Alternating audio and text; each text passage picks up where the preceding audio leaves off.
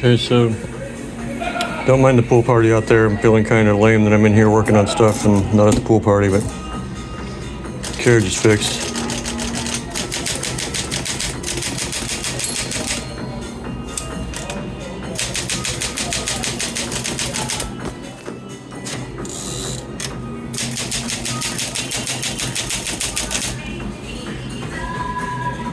Just had to get the cable back on and get it rewound.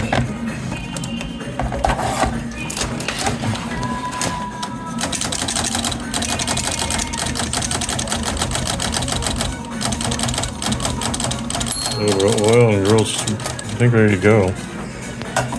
So next steps will be to clean her up, go through the rest of her functions, make sure she's good to go. But I'd say that she's going to be a good little machine for some time to come.